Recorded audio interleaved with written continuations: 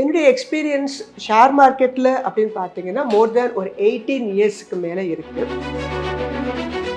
Pole I'm a trader, I'm a regular investor. SIP எப்போதுமே நிறுத்தாதீங்க, எந்த கண்டிஷன் வந்தாலும். அதுவும் முக்கியமாக இறக்கத்தில் இருக்கும்போது தான் நிறைய யூனிட்ஸ் வாங்க முடியும். அவங்க வருவாயை தான் அதிகப்படுத்தியிருக்காங்களே தவிர டாக்ஸில் மக்களுக்கு பெரும்பாலும் எந்த விதமான பெனிஃபிட்டும் இந்த முறை பட்ஜெட்டில் கொடுக்கல. ஒரு பெரிய அட்ராக்டிவான பட்ஜெட்டாக இல்லாமல் எப்போதும் போகிற ஒரு நாளாக இல்லை. ஸ்பெஷல் என்னன்னு கேட்டிங்கன்னா சண்டே வச்சாங்க, அது ஒன்று தான் ஸ்பெஷலே தவிர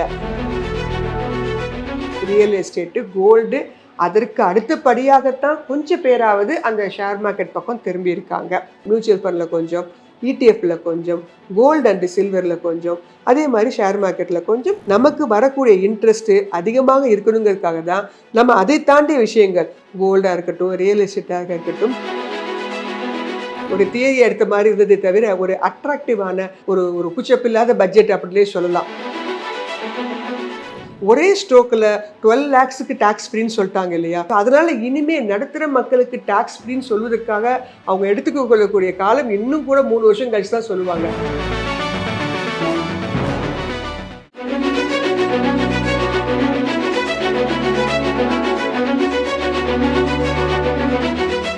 ஐபிஎன் தமிழ் நேயர்களுக்கு வணக்கம். இந்த 2026ல் நம்ம எந்த மாதிரி விஷயத்தில் இன்வெஸ்ட் பண்ணலாம், அது கோல்டா, ரியல் எஸ்டேட்டா, இல்லை ஷேர்ஸா அப்படின்னு சொல்லி நமக்கு ஒரு அட்வைஸ் கொடுக்கறதுக்காக financial expert and economist Mrs Dharmasri Rajeswaran நம்ம கூட இணைஞ்சிருக்காங்க. மேம் வணக்கம். வணக்கம்மா. உங்களோட எக்ஸ்பீரியன்ஸை ஷேர் பண்ணுங்கள். அப்புறம் இந்த 2026 பட்ஜெட்டில் எந்த மாதிரி விஷயங்கள் அறிவிக்கப்பட்டிருக்கு? என்னுடைய எக்ஸ்பீரியன்ஸ் ஷேர் மார்க்கெட்டில் அப்படின்னு பார்த்தீங்கன்னா மோர் தேன் ஒரு 18 இயர்ஸ்க்கு மேலே இருக்குது. ஸோ ஷேர் மார்க்கெட் நான் ஆரம்பித்து ஒரு இன்ஸ்டியூட் மாதிரி ரன் பண்ணி 15 வருஷங்கள் ஆகிறது.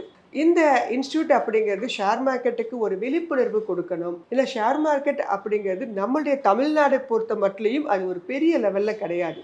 நீங்கள் சொன்ன மாதிரி ரியல் எஸ்டேட்டு, கோல்டு, அதற்கு அடுத்தபடியாகத்தான் கொஞ்சம் பேராவது அந்த ஷேர் மார்க்கெட் பக்கம் திரும்பி இருக்காங்க.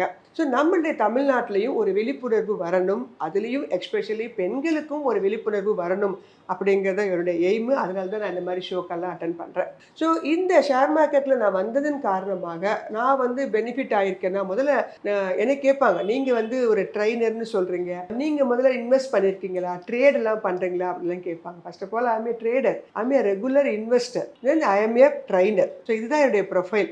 அதனால் இந்த ஃபீல்டு அப்படிங்கிறது ரொம்ப கஷ்டமான ஒரு ஃபீல்டு இல்லை. ஆனால் அதே சமயம் நாலேஜ் ஓரியன்டான ஒரு பிஸ்னஸ் தான் இந்த ஷேர் மார்க்கெட் பிஸ்னஸ் அப்படிங்கிறது தெரிஞ்சுக்கணும். இது பியூர்லி லக்கு, நம்ம ஏதாவது ஒன்று வாங்கினா ஏறிடும் அப்படிங்கிற மாதிரிலாம் இது கிடையாது. ஒவ்வொரு விஷயத்தையுமே எப்படி மற்ற பிஸ்னஸ்க்கு நீங்கள் எப்படி பார்த்து செய்வீங்களோ அதே மாதிரி ஒரு நோக்கத்தோட, அதே மாதிரி ஒரு எதிர்பார்ப்போட இந்த ஷேர் மார்க்கெட் பிஸ்னஸையும் நம்ம அப்ரோச் பண்ணோம் அப்படின்னா இது உங்களுக்கு மற்ற பிஸ்னஸ் எப்படி லாபத்தை கொடுக்கும்னு நீங்கள் நினைக்கிறீங்களோ அதே மாதிரி ஷேர் மார்க்கெட் பிஸ்னஸும் லாபத்தை கொடுக்கும் அப்படிங்கிறத என்னுடைய எக்ஸ்பீரியன்ஸு. அப்படி இல்லாமல் இம்மீடியட்டாக உடனடியாக ஒரு அச்சய பாத்திரம் மாதிரி நினைக்கிறது, நம்மளுடைய எல்லா பிரச்சனைகளையும் ஒரே நாளில் சமாளித்து தரக்கூடிய ஒரு இடமாக ஷேர் மார்க்கெட்டை பார்த்தோமானால் அங்கே தான் உங்களுக்கு பிரச்சனையே நடக்கும். ஸோ ஷேர் மார்க்கெட் என்பது நீண்டகால அடிப்படையில் ஒரு நல்ல லாபத்தை தரக்கூடிய பிஸ்னஸ் அப்படிங்கிறது தான் என்னுடைய ப்ராக்டிக்கலாக நான் உணர்ந்த ஒரு உண்மை அப்படின்னே சொல்லலாம். இப்போ இந்த 2026 பட்ஜெட் அப்படிங்கிறத அனௌன்ஸ் பண்ணியிருக்காங்க. இந்த பட்ஜெட்டில் எந்த மாதிரி விஷயங்கள், எந்தெந்த இண்டஸ்ட்ரிக்கு டேக்ஸ் ஃப்ரீன்னு சொல்லி அனௌன்ஸ்மெண்ட் வந்திருக்கு, எதுக்கெல்லாம் அதிகபட்சமான டேக்ஸ் அப்படின்னு சொல்லி அனௌன்ஸ்மெண்ட் ஆயிருக்கு? இந்த பட்ஜெட் அப்படிங்கிறது ஒரு நார்மலான ஒரு பட்ஜெட். ஒரு பெருசாக ஒரு எதிர்பார்ப்புகளை ஆரம்பத்துலேயும் கொடுக்கல. எப்போதுமே பார்த்தீங்கன்னா பட்ஜெட் அனௌன்ஸ்மெண்ட் வரும்போது ஒரு நல்ல ஒரு எதிர்பார்ப்பு இருக்கும். எந்தெந்த செக்டருக்கு என்ன மாதிரி பண்ண போகிறாங்க அப்படிங்கிற ஒரு எதிர்பார்ப்பு இருக்கும். இல்லை, அவங்க தரப்பில் வாசிக்கிறவங்க தரப்பில் பார்த்தீங்கன்னா ஏதாவது அட்ராக்டிவாக சொன்னாங்கன்னா அது அவங்களுக்கு ஃபேவரபிளாக இருக்கக்கூடியது அப்படிங்கிற மாதிரிலாம் இருக்கும். ஆனால் இந்த பட்ஜெட் ஒரு குச்சப்பில்லாத பட்ஜெட் அப்படின்னே சொல்லலாம். ஒரு 1.5 மணி நேரம் அவங்க என்ன வாசிச்சாங்க அப்படிங்கிறதே வித்தியாசமாக இருந்தது. ஒரு தியரி எடுத்த மாதிரி இருந்ததை தவிர ஒரு அட்ராக்டிவான மக்களுடைய எதிர்பார்ப்புகள் அப்படிங்கிறத ஃபுல்ஃபில் பண்ணிச்சா அப்படின்னு கேட்டிங்கன்னா கிடையாது.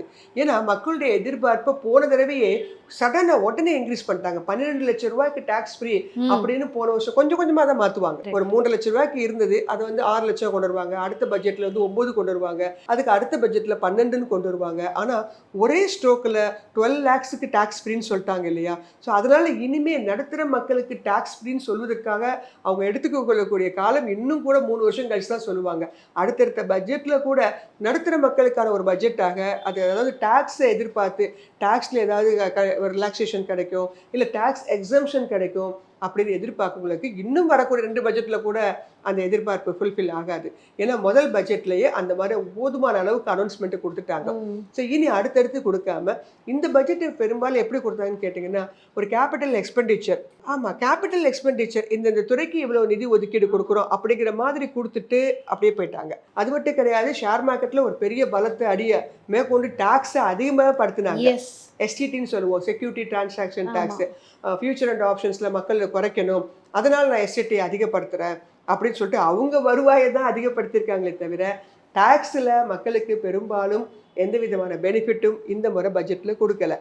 டிஃபென்ஸ் செக்டருக்கு, அதுக்கு மாதிரி ஃபினான்ஸ் செக்டருக்கு, இந்த மாதிரி எஜுகேஷன் செக்டருக்குலாம் கொஞ்சம் நிதி ஒதுக்கீடு, எப்போதும் போல் பட்ஜெட் அப்படின்னாலே ஒரு நிதி ஒதுக்கீடு இருக்கணும், அந்த மாதிரி ஒரு நிதி ஒதுக்கீடு கொடுத்துருக்காங்க. இந்த முறை கொஞ்சம் டிஃபென்ஸ் செக்டருக்கு கொஞ்சம் கூடுதலாக ஒதுக்கீடு கொடுத்துருக்காங்க. அக்ரிகல்ச்சர் செக்டர்லாம் கடைசியாக எப்போதும் போல் லீஸ் தான், பட்ஜெட்லேயே அது எப்போவுமே லீஸ் செக்டர் தான். அந்த மாதிரி லீஸாக கொஞ்சோண்டு இந்த உங்களுக்கு வச்சுக்கோங்க அப்படிங்கிற மாதிரி கொஞ்சோண்டு கொடுத்து விட்டு பட்ஜெட்டை வந்து முடிச்சிட்டாங்க. ஸோ இந்த பட்ஜெட் அப்படிங்கிறது ஒரு சாமானியக்கான பட்ஜெட் கிடையாது. சரி, ஒரு கார்பரேட்டுக்காக பட்ஜெட்டாக இருக்குமான்னு கேட்டிங்கன்னா அதுவும் இல்லை. ஏன்னா போன தடவை அனௌன்ஸ்மெண்ட் வந்துருச்சு, புதுசாக வந்து அப்போ ரயில்வே பட்ஜெட்ஸ்லாம் வந்து ஒரு அட்ராக்டிவாக எந்த ரயில் விட போகிறாங்க, புதுசாக எத்தனை ப்ராஜெக்ட் ஆரம்பிக்க போகிறாங்க, இந்த மாதிரி தகவல்களும் எதுவுமே இல்லை. ரயில்வேஸ்க்கு நாங்கள் இவ்வளோ நிதிக்கு ஒதுக்கீடு கொடுக்குறோம் அந்த மாதிரி தான் இருந்தது தவிர ஸ்பெஷல் அனௌன்ஸ்மெண்ட்டு அந்த மாதிரி எதுவுமே கொடுக்க கிடையாது. இல்லை நான் இயற்கை எரிவாயு அந்த மாதிரிலாம் சொல்லுவோம், க்ரீன் எனர்ஜி. ஆமாம், எப்போதுமே வந்து ஒரு சில விஷயங்களாவது நமக்கு ஃபேவரபுளாக இருக்கும். இந்த முறை பெருசாக எதுவும் கிடையாது. ஆனால் அதே சமயம் பார்த்தீங்கன்னா டுபாக்கோ இதுக்கெல்லாம் ஏற்கனவே வரி ஏற்றிட்டதுனால இந்த முறை பெருசாக எதுவும் வரியே கொடுக்கல. ஏன்னா ஏற்கனவே இந்த 40% ஸ்லாபில் முன்னாடியே கொடுத்துட்டாங்க, 2.0 கொடுத்துட்டாங்க இல்லையா? அதனால வந்து இந்த முறை அதுக்கு வந்து பெருசாக வந்து அவங்க டேக்ஸ் போடலை. ஸோ அதனால் இந்த பட்ஜெட் அப்படிங்கிறது ஒரு பெரிய அட்ராக்டிவான பட்ஜெட்டாக இல்லாமல் எப்போதும் போகிற ஒரு நாளாக இல்லை. ஸ்பெஷல் எதுன்னு கேட்டிங்கன்னா சண்டே வச்சாங்க, அது ஒன்று தான் ஸ்பெஷலே தவிர வேறு எதுவுமே வந்து ஸ்பெஷல் அப்படிங்கிற மாதிரி ஷேர் மார்க்கெட்டில் இருக்கவங்களுக்கும் சரி, இன்வெஸ்டர்ஸ்க்கும் சரி, இல்லை மற்ற நிதி நிறுவனங்கள் இருக்கவும் சரி, ஒரு அட்ராக்டிவாக இருந்துச்சு, எங்களுக்கு இதனால் இந்த பெனிஃபிட் ஆச்சுன்னு சொல்கிற மாதிரி எந்த ஒரு விஷயத்தையுமே இந்த பட்ஜெட்டில் சொல்லலை அப்படிங்கிறது தான் வாஸ்தவமான உண்மை. இந்த தங்கம் விலை ஏற்றம்ன்றது முதலீடா இல்லாட்டி பயமா? பயம். இந்த 2026 வந்து இந்த பங்குச்சந்தையில் ஒரு பபுள் உருவாகுது அப்படிங்கிறாங்க, அதை பற்றி. பபுள் அப்படின்னு சொல்கிறது ஒரு ஸ்பைக்கு, ஒரு ஆல் டைம் ஹை அப்படிங்கிறது படி இந்த எப்போ வேணாலும் அது என்ன ஆகும், கீழே சரியலாம். அதுதான் பப்ளிங் ஸ்டேஜ்னு சொல்லுவோம். இப்போ கோல்டில் பப்ளிங் ஸ்டேஜ் உருவாயிட்டு இருந்தது, எப்போலேருந்து 13,000 உருவானது. ஆனால் அது 16,000 டச் பண்ணும்போது உடஞ்சி திருப்பி கீழே வந்துச்சு. அது மாதிரி ஷேர் மார்க்கெட்லேயும் ஒரு பப்ளிங் ஸ்டேஜ் உருவாகலாம். ரூபாய் பலவீனம்ன்றது முதலீட்டாளர்களுக்கு ஒரு எச்சரிக்கையா? ஆமாம், எச்சரிக்கை தான். இந்த எஸ்ஐபி இப்போ வந்து ஒரு பேனிக்கான சிச்சுவேஷனா?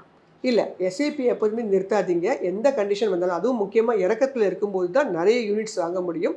ஸோ எஸ்ஐபியை எந்த காலகட்டத்திலையும் நிறுத்திடாதீங்க. பங்குச்சந்தையில் கரெக்ஷன் வருமா? கண்டிப்பாக வரும். ஒரு ஏற்றம் என்பது இருக்கும்போது இறக்கம் என்று வரும், இறக்கம் இருக்கிறதுனால இனி அடுத்து ஏற்றம் என்பது வரும். வெள்ளி தங்கத்தை விட அதிக லாபம் தருமா?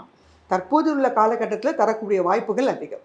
இந்த ஆண்டு முதலீட்டாளர்களுக்கு நீங்கள் ஒரு எக்கனாமிஸ்டாக சொல்ல விரும்புகிற விஷயம் என்ன? முதலீட்டாளர்களை பொறுத்த மட்டும் சிப் அப்படிங்கிற மாதிரில சிஸ்டமேட்டிக் இன்வெஸ்ட்மெண்ட் பிளான் அப்படிங்கிறது ரொம்ப ரொம்ப நல்லது.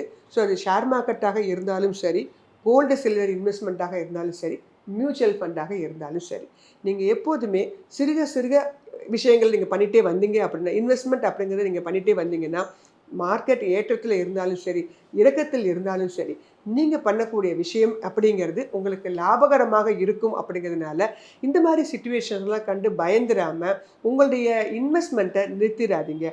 பல்காக இன்வெஸ்ட் பண்ணுறவங்க தான் மார்க்கெட்டில் எந்த மாதிரி சிச்சுவேஷன் நடக்குது, அது பீக்கில் இருக்குதா, லோவில் இருக்குதா, இந்த மாதிரி பலவற்றை பார்க்க வேண்டும். ஆனால் முதலீடு என்று வரும்போது அதையும் நீண்ட கால முதலீடாக நீங்கள் பார்க்கும் பட்சத்தில் இறங்கிட்டு இருக்குன்னா அதை வாங்கக்கூடிய ஒரு வாய்ப்பாக கருதுங்க.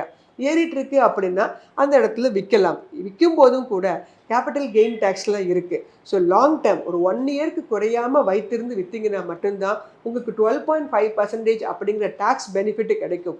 நீங்கள் ரொம்ப ஷார்ட் டேர்மில் நீங்கள் விற்றுட்டே வந்தீங்கன்னா 20% அளவில் நம்ம டேக்ஸ் எல்லாம் கட்ட வேண்டியது இருக்குது.